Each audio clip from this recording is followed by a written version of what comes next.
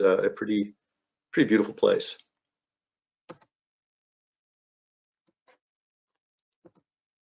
I'm going to skip this slide because you just heard me talk about it. We're switching watersheds. We're going north to Toppenish Creek. It's a little, not quite as dry as Sadish Creek. It's still a pretty dry place, and we're up there in Medicine Valley where that black arrow points.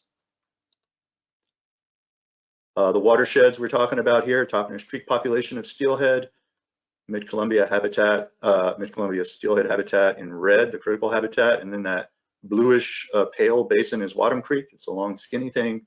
That yellow star marks the project site. You can see that Wahtum Creek is a tributary of Simcoe Creek, which is the biggest tributary of Toppenish Creek. And if you're wanting some reference point, there's the town of White Swan right there. So it's west of White Swan towards the mountains. Sorry, these are a little noisy, but I just wanted to show a couple things. One is on the upper panel here, again, the yellow star marks the project site, and you can see that there is quite a bit of critical habitat upstream. The northern fork there of the red is Wahtum Creek itself, and the southern fork is Yesmowit Canyon. And then if you look down to the lower panel, it's the same view, except it has steelhead reds that we've counted in red, and you can see there are reds upstream of the project site.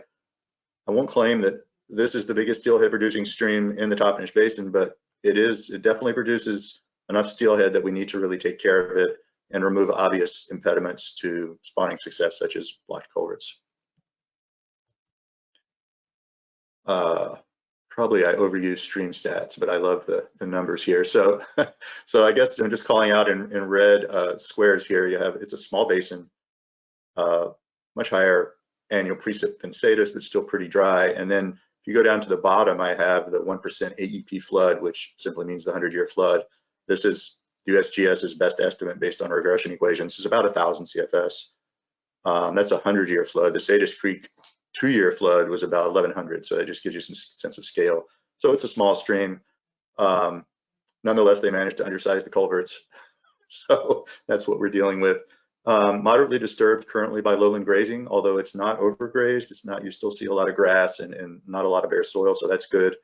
Again, we have that thing where it's possible that the harsh conditions in Wahtum promote or push fish towards a lifestyle of anadromy. And one of the cool things about the project site is it's immediately below a spring line, which occur in multiple streams in Medicine Valley because of the geology. So there's a potential of cool water flowing into the stream just above the project site. And just to illustrate that, I have here a map with a little bit of topography overlaid, and you can see I have perennial flow to the left, and that's in the mountain canyons. And then the flow goes subsurface at the intermittent zone. I think most years it does go dry here for some period. And then it pops out again where the arrow, where I have springs labeled, and you can see the vegetation just emerging in a line there. And then the yellow star where the road crosses Simcoe Creek Road there. So it is directly below a zone of springs. And so some cool water is going into the stream here. We don't know how much, we haven't quantified it, but it means that that area immediately upstream of the star is really nice habitat. I have an inset picture here. The cottonwoods are really huge. The oaks are really huge. I actually saw a black hawthorn tree that was more than 2 feet in diameter. So it's one of those places where the groundwater is really close to the surface and it feels like a real oasis. Problem is we have undersized culverts and they frequently get plugged with cobble and debris, meaning they have to frequently get cleared out. It's a somewhat remote location, and so we're not always on the case. We do our best to go up and identify, doing spawning surveys to be sure it's cleaned out. And then we just call the roads department, but it's not really great to have a culvert you need to clean out every year. And if you miss it, it can block access during spawning runs. So problem statement is basically that these culverts prevent adult access to more than 4 miles of spawning grounds. And to maybe a lesser extent, they prevent free juvenile movement up and down the stream. Another example here, life in that spring line with these large cottonwoods right in the stream. This was taken just a couple of weeks ago. If you want to put it in terms of, I like this diagram obviously, but I do think it helps put things in context. We're mainly focused on getting adults back up to the spawning grounds consistently and with maximum access every year. Purpose and goals. We want to recover the Toppenish Creek steelhead population. Talked about the adult access and the juvenile migratory and rearing movements. And then again, overarching goal is to restore fish populations for the Yakama people. I have here on the lower part of the panel the blocked culvert upstream on the left. We found it in that condition this spring, the same time of year, the water running out of those culverts. And I will say as well, I didn't put the forms here, but we've done the full WDFW assessment form as part of getting our, we're doing also a total passage inventory for the mouth of the creek, eventually up to the Medicine Valley. And these do come across as 33% blocked. The slope of the culverts is too high, in addition to the obvious visual blockage here. So they do qualify even just sort of technically as passage impairments in the DFW system. Again, I think we're well aligned with the steelhead recovery plan. There are a couple of actions in the Toppenish Creek section about improving passage. And the project task and timeline, again, this is the design money we're asking for. And it's very similar to the last one in terms of the surfboard sort of funding cycle. We would love to get the money contracted by April of 23. It might take a few months longer, but we hope we have that mostly ironed out this year. Get a design contract going so the design can be conducted and be done by December of 23. And that gives us 23, I should say January of 24 there, sorry, at the bottom, through July of 24 for permitting. I don't think it'll be particularly onerous. It's a very small footprint for this project. And then do construction in late summer of 24. And we don't, and this probably is the timeline. If we're lucky and get the money, this will be what we're going for. We don't have any additional funding really to accelerate this. Cost estimate, you can see at the bottom, we have 18% match. We're asking surfboard for $68,000. I got the cost estimate by talking to David Lindley over on the Klickitat side. He works for Yakama Nation Fisheries, and he has in the last 2 years done a couple projects very much like this, similar scale, similar types of streams. And that's where he told me about 70,000 was a good solid number for design. Of course, there's always the threat of inflation these days. So Elizabeth, I know you're on the call. This could go up a little bit, I guess, before the final request goes in, but not by more than 10,000, I would say. Constraints. We don't have, I'd say one constraint is we don't have good gauging data for Wahtum Creek, so we'll be doing our work based on estimates, but that happens all the time. I think a competent designer can deal with that. And the second is there will be road work involved. I believe it's a BIA road, and so we're going to have to deal with our road standards and work with BIA roads, which again doesn't prevent us from doing the project, but it's something that we need to deal with. Can't really think of any other, I mean, there are not many other constraints. It's a pretty doable job. And finally, I will take questions. Thank you, Tom. So how many total culverts are involved in this project? 2, just the 2 that you saw in the picture. And the budget was just for design, not construction? Correct. Probably. Go ahead. Probably it's going to take like a 20 or 25 foot arch culvert to properly size it. To the group last year, 2 years ago, didn't we talked about a complete assessment or assessment of the complete Toppenish Creek basin, didn't we? Did we funded that, didn't we? We did fund it, and I'm happy to say that our lawyers just approved the contract last week. That doesn't mean it's signed, it means it passed legal review. So it took a super long time to go through the contracting, which is why in these presentations I alluded to April being a kind of hopeful estimate for getting the contracting done. So we're just now starting that passage assessment. We hired a biologist, Kelsey Martin, some of you may know her, to do that along with the technician we're hiring now. So that is just getting underway, you're correct. However, this was a target of opportunity. Our red survey crews, when they were up there, they brought it to my attention. Hey, the culvert's clogged again. I was like, I didn't understand that culvert clogged annually, and so I don't see a need to wait until the assessment's done to get moving on something like that that's obvious. And then where'd we end up on Snake Creek down there, where we were getting really high mortality on the fry? Well, there have been a few developments. Thanks for remembering that. The picture has clarified itself a little bit. There's 2 things there. One is the overall picture of smolt mortality on Lower Toppenish Creek.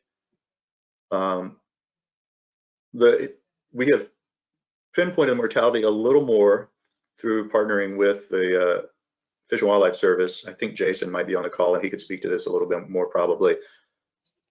Snake Creek, passage through Snake Creek is bad, but it actually is better in most years than it is upstream of there, believe it or not. So we're looking at upstream. We have some funding through the integrated plan, for example, to build a water control structure on one canal that most likely entrains a lot of fish. And as part of the passage assessment, we should be able to zone in, to kind of zoom in on spots that look very likely to entrain a bunch of juvenile fish upstream of Snake Creek. It's sort of between the dam at Unit 2 and Snake Creek where the worst mortality appears to happen based on pit antenna data. And Jason, I don't know if you want to say anything more about that than what I just said. About Snake, whatever you want to call Snake Creek, Snake Side Channel, whatever. Is that where you're getting at? Well, just the overall pattern of mortality of juvenile fish. Yeah, You don't Snake have Creek to. Well, I'm very hesitant because this year we've only seen one smolt make it to the refuge via Snake Creek. Wow. Okay, so it varies by year. Interesting. I'm not sure what's going on upstream, but it's not good. Holy But cow. typically survival in Toppenish Creek is I don't know, 10 to 20 percentage points higher than Snake Creek in a given year. Okay. All right. Well, thanks for adding that. And that's terrible news about this year. And then I didn't actually see the name of the questioner, so I'm sorry, I don't know your name. But then, with respect to Snake Creek itself, the rancher there has told us what we want to do is get him on a pump, so he doesn't have to divert water out of Snake Creek. He has a water right, and we work with him later in the spring, probably in May, to be sure that his diversion is passable for fish. What happens is lower down in Snake Creek, the water quality gets really bad, and so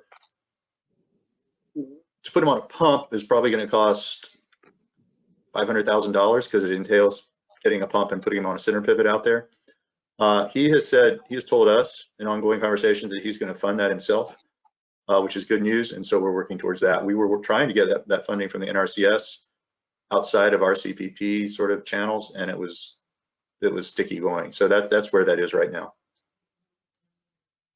Yeah, well, anyway, I'm Doug Mayo, but it's just concerning to continue to improve the rearing ground when we've got really bad mortality on the outgoing fish. You know, we're spending a whole lot of money to get them alive and then losing them. I agree. And that's why we're doing the passage assessment, because we don't know where the mortality is happening in that zone between Snake Creek and Unit 2. We don't have it. We're putting in, when we get another contract, you know, contracts go slowly with the Department of Ecology. We're getting that contract towards completion now, and we'll install a couple of more pit tag antennas that will allow us to zoom in more on the picture. So I think the same thing as you do. And if I knew exactly where, you know, where the hotspots of fish mortality were, we would be working there today, but we don't know that. And so unfortunately, it's going to take us a little bit of time to find out. And I am encouraged by the progress with the rancher there, where Snake Creek diverges from Toppenish Creek, that it looks like he's going to put in a pivot and we'll be able to put him on a pump. And I'm working with the Appalachian Water Code and Water Resources on that. So I appreciate you pressing on this. It's the right thing to think about.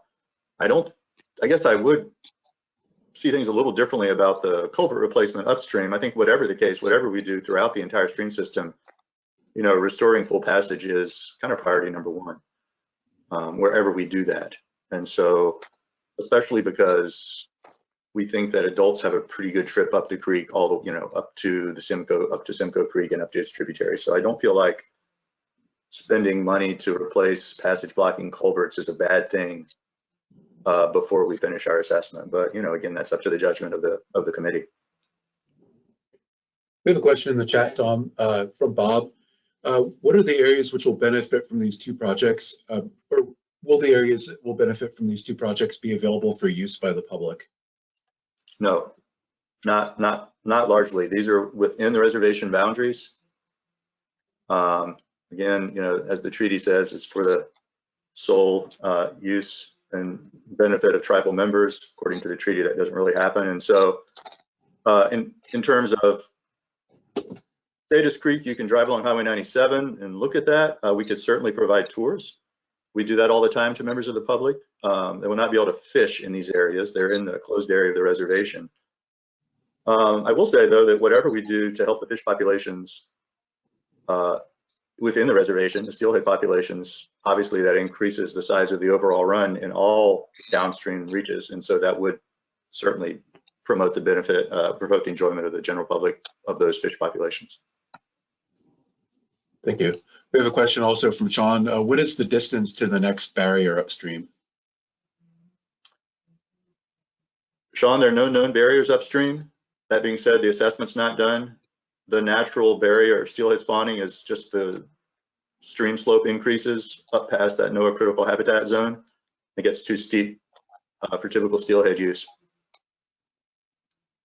Okay, and typically it's a number that we'll use as part of our evaluation is how many miles of habitat is being, you know, more accessible because of repairing the partial barrier. So if you can come up with a number somewhere at some time, that'll go into our scoring system. Okay, thanks. I will get, I've said greater than 4 miles, and I will add it up specifically and email that to Michael and Alex. Great. Thanks. Make sure you get that, Sean. Rachel had a question. Tom, can you speak to road use, such as amount of traffic or landowners who benefit or use the road, to help evaluate the community importance of the road? Could the road just be decommissioned and the culvert removed? Well, I would say it is a road that is probably not used very much, but is important when it is used.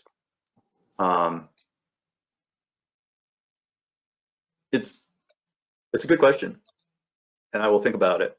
We've gotten burned recently trying to close roads. There can be many uses that you don't think about, including ceremonial use, and also the perception that we're making, you know, we're doing things to make things worse for the community is not a good one. If that's the perception that gets out there, and so it's something to be handled carefully, as I'm sure you're aware of. But it's a very good question. Yeah, I'll think about that. That would be a good option. Bob says, if there's little road use, would a ford be possible instead of a culvert? Yeah, it certainly might be possible. You know, there's always the issue of there are times of the year when it's going to be impassable, right? When it's during high water. We all know those times are pretty small number of days a year. Again, it depends on the community response. You know, I would never want to do something that would put the Yakama fisheries program in a bad light within the reservation. You know, we need to have really good community relations. I think it's like, how much of the loaf do you want? Obviously, not having a road at all to deal with would certainly be the best scenario, but can you get 80 or 90% of that and still provide public use of the road if you put in a properly sized arch culvert? Probably the trade-off's a little bit of expense. So I appreciate those questions, and I will definitely consider those. And before the final application date of June 27th, I'll have some sort of answer to that, whether it seems like a feasible pathway or not. Thanks. I wanted to mention, just Elizabeth mentioned that this might be eligible for zero match if it's completed in 18 months or less, so we can also circle back to that here before the final deadline. And then Rachel says, confidentiality is important on sensitive topics and uses, but even general info on access to culturally important areas will assist in the evaluation process. Thank you, Rachel. Would you be able to elaborate a little bit on that? I'm not quite sure exactly what you mean. Sure, Tom. I in mentioning the removal or decommissioning of the road, I was more looking at how important is that road to the community. rather than really trying to bring that forward as a viable alternative that should be considered. So I see what you're saying. Okay. Yeah, I will. Like I said, those are great. That's a great question, and I will answer that question before the final deadline. Whether that's something we think we can pursue or not. I don't think I'll have an answer. Yes, we're doing it, or no. But I'll be able to say, yeah, we have a chance of doing it. And it's certainly worth assessing as part of our design process.